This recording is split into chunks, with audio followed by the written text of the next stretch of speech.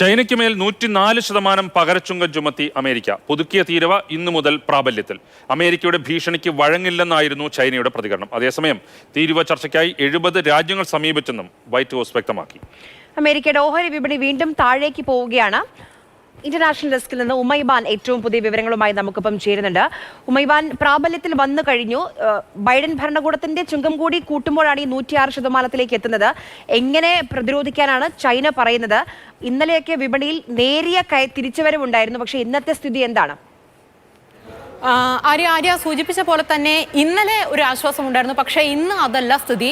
പ്രത്യേകിച്ചും 86 രാജ്യങ്ങൾക്ക് ഈ പകര ചുങ്കം അത് ഇന്ന് നിലവിൽ വന്നതോടുകൂടി സ്ഥിതി ആകെ മാറിയിരിക്കുകയാണ്. ആഗോള തലത്തിൽ തന്നെ ഓഹരി വിപണി തകർന്നടിയുന്ന കാഴ്ചയാണ്. ഇത് ഏറ്റവും കൂടുതൽ ബാധിച്ചിരിക്കുന്നത് നേരത്തെ ആദ്യം സൂചിപ്പിച്ചതുപോലെ തന്നെ 104% അധിക തീരുവ ഏർപ്പെടുത്തിക്കൊണ്ട് ചൈനയ്ക്ക് മേൽ ഉണ്ടാക്കിയിരിക്കുന്ന ഒരു പ്രതിരോധം, അത് തന്നെയാണ് ഇവിടെ ഏറ്റവും കൂടുതലായിട്ട് എടുത്തു പറയേണ്ടത്. ഇന്നലെയായിരുന്നു ഇത്. ശരിക്കും പറയുകയാണെങ്കിൽ 20% പകര തീരുവ ആദ്യം അമേരിക്ക ചൈനയ്ക്ക് മേൽ ചുമത്തിയിരുന്നത്. പിന്നീട് 34% അത് ഉയർത്തുന്നു. അങ്ങനെ 54%ത്തിലേക്ക് ആ അധിക തീരുവയുടെ ഭാരം ചൈനയ്ക്ക് മേൽ എത്തുന്നു. പക്ഷേ ചൈന 34% തീരുവ തിരിച്ച് ചുമത്തിക്കൊണ്ട് ഒരു തിരിച്ചടി അമേരിക്കയ്ക്ക് നൽകുന്നു.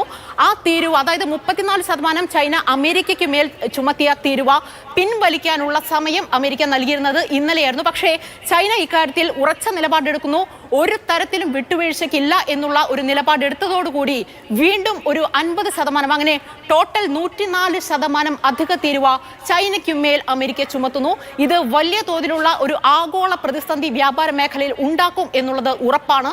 ഇതിനോടകം തന്നെ ഈ തീരുവ പ്രഖ്യാപനം വന്നപ്പോൾ മുതൽ തന്നെ ഒരു വ്യാപാര യുദ്ധത്തിലേക്ക് ലോകം നീങ്ങുമോ എന്നുള്ള ആശങ്കയുണ്ടായിരുന്നു.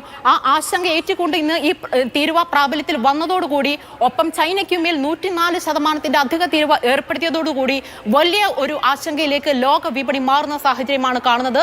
ഇനി ട്രംപിന്റെ പുതിയ നീക്കം എന്താണ്, തീരുമാനം എന്താണ് എന്നാണ് ഇനി അറിയാനുള്ളത്. ഇതിൽ പ്രധാനപ്പെട്ട കാര്യം, വൈറ്റ് ഹൗസ് ഇപ്പോൾ അവകാശപ്പെടുന്നത് 70 രാജ്യങ്ങൾ, അതായത് ഇന്ത്യ 86 രാജ്യങ്ങളിൽ 70 രാജ്യങ്ങൾ ഇപ്പോൾ ചർച്ചയ്ക്ക് മുന്നോട്ട് വന്നിട്ടുണ്ട്. ഈ രാജ്യങ്ങളുമായി മാത്രമാണ് ഒരു ഒത്തുതീർപ്പിനെത്താൻ ശ്രമം നടത്തുകയുള്ളൂ എന്നുള്ളതാണ്. അപ്പോൾ ചൈന ഇപ്പോഴും നിലപാടെടുക്കുന്നത് ഒരു തരത്തിലും അമേരിക്കയുമായിട്ട് ഇതിൽ ഒരു ഒത്തുതീർപ്പിനില്ല എന്നുള്ളതാണ്. അതുകൊണ്ട് തന്നെ ആഗോള വിപണിയിൽ ഇത് വലിയ തോതിലുള്ള ഒരു പ്രതിസന്ധി ഉണ്ടാക്കും എന്നുള്ളതും ഉറപ്പാണ്. US സൂചികൾ ഉൾപ്പെടെ ഇപ്പോൾ താഴോട്ട്